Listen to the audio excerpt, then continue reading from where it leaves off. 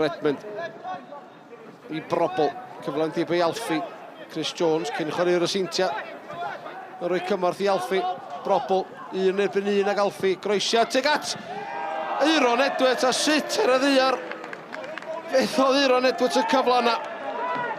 Ryan Brobl, gwylio gael y groesiad i mewn. Thynnu nôl i Tom Holland. Groesiad da mewn tuag at Spender ar y postyn pella tuag at Curtis Byrne.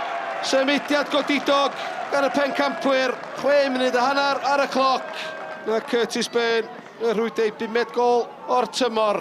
Spender ar y foli ar draws y cwrt 6 a Curtis Byrne yn gyflymach na'r amddiffynwr. Spender mlaen i Mullen, y tu cefn i George, groesiad i mewn, mae'n ail i Curtis Byrne. O'i chwechad o'r tymor.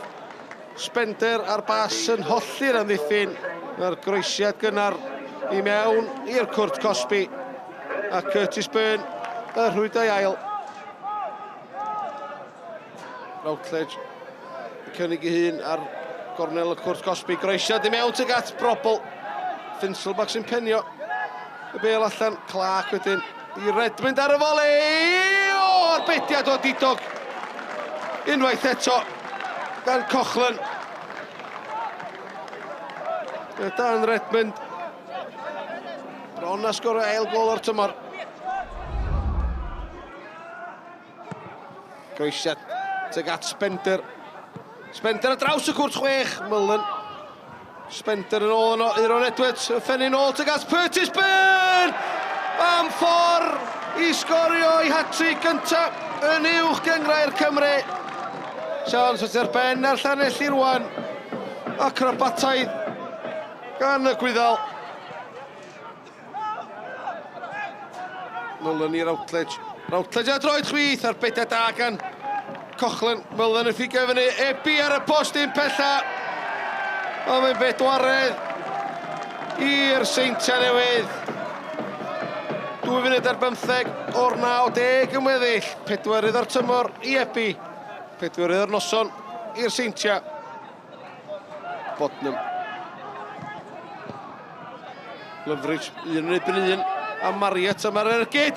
Yn curo Paul Harrison na, dydy ddim. Bydd o'n bagio'n ôl Harrison, mi gath o'i law iddi.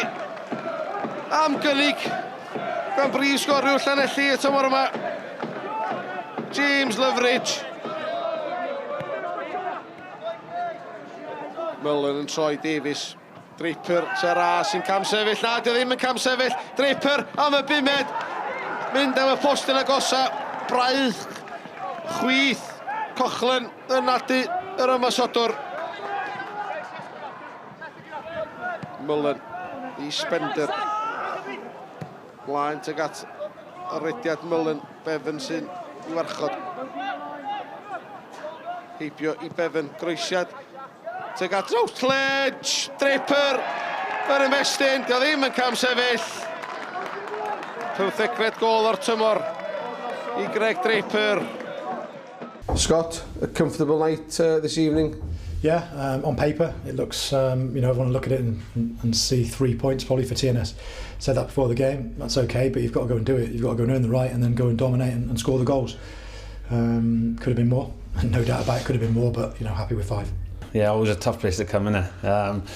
You know, they set the benchmark throughout the league, you know, obviously for years and years, and it's just a real tough place to come. And you know, it's, how they play is hard. You know, it's hard to play against. It's hard to counteract. You know, they're fit, they're sharp.